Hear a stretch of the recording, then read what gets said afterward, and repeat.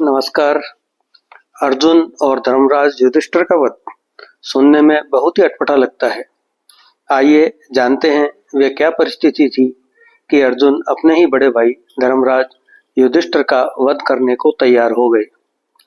महाभारत युद्ध के एक दिन अर्जुन संसप्तकों के साथ युद्ध कर रहे थे कि वहां अश्वत्थामा आ पहुंचा और अर्जुन उससे युद्ध करने लगे।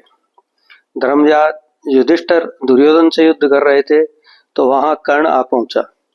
कर्ण ने युधिष्ठिर पर बाण वर्षा कर उन्हें घायल कर दिया। उनकी सहायता के लिए नकुल व सहदेव पहुंच गए, परंतु कर्ण ने उन्हें भी घायल कर दिया। वह युधिष्ठिर व नकुल को रथहीन कर दिया तथा धर्मराज को अत्यंत कटु वचन कहे। भीम द्वारा दुर्योधन को घेरे जाने पर कर्ण उधर चला गया। तब सहदेव ने धर्मराज को शिविर में भेजा। वह स्वयं नकुल के साथ भीम की सहायता के लिए चले गए। अश्वत्थामा को पराजित करने के बाद अर्जुन को जब धर्मराज के घायल होने का समाचार मिला तो वे धर्मराज की कुशलता जानने हेतु श्री कृष्ण के साथ शिविर में आ गए। धर्मराज की चिकित्सा की जा चुकी थी, लेकिन वे कर्ण के कटु वचनों से ज्यादा उद्विग्न थे। श्री कृष्ण व अर्जुन को आया देखकर धर्मराज ने सोचा कि अर्जुन कर्ण का वध कराया है, तो वे प्रसन्न होकर श्री कृष्ण व अर्जुन की प्रशंसा करने लगे। जब अर्जुन ने उन्हें बताया कि हम तो आपकी कुशलता जानने आए हैं, कर्ण का वध अभी नहीं हुआ है, इस पर धर्मराज क्रोधित हो गए और अर्जुन से कहा, कहाँ गया तुम्हारा पराक्रम?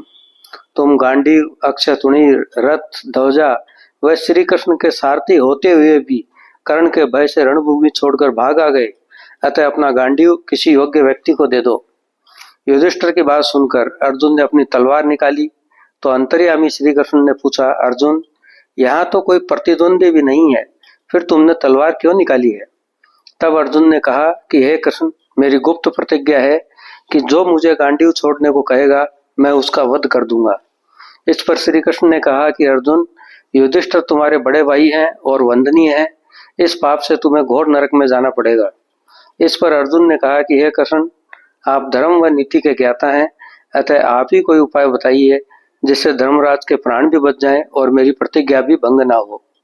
इस पर श्री कृष्ण ने कहा कि गुरुजन व वंदनीय लोगों को आपसे संबोधित किया जाता है, उन्हें तू कहने पर यह उनके वध के समान ही माना जाता है, अतः तुम धर्मराज को तू कहकर संबोधित करो। इस पर अर्जुन ने क्रोधपूर्वक धर्मराज से कहा कि अरे कायर, तू युद्ध भूमि छोड़कर भाग आया और मुझे धिक्कारता है। तुमसे अच्छा तो भीम, नकुल और सहदेव हैं, जो क्षत्रियों के समक्ष पीठ दिखाकर नहीं भागे। इतना कहकर अर्जुन ने फिर अपनी तलवार निकाली।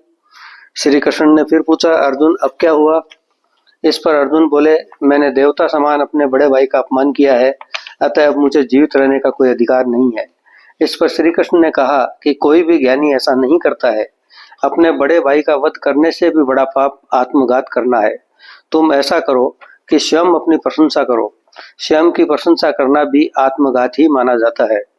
इस पर अर्जुन ने धर्मराज को कहा कि राजन, पिनाकधारी शंकर के अतिरिक्त मेरे जैसा धनुर्धर दूसरा कोई नहीं है।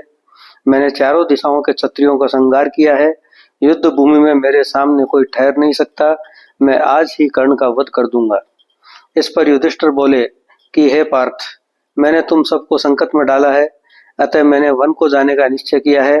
भीम ही राजा बनने के योग्य है, अतः तुम उसे ही राजा बनाओ। इस पर श्री कृष्ण ने कहा, राजन, आपको अर्जुन की प्रतिज्ञा का भान होने के बाद भी आपको ऐसा नहीं करना चाहिए था। सत्य व धर्म की रक्षा करने हेतु मैंने ही अर्जुन को आपका अपमान करने को कहा था। मैं आपसे क्षमा मांगता हूँ। अर्जुन भी धर्मराज के पैरों में गिर पड़े। धर्मराज ने अर्जुन को उठाकर गले लगा लिया।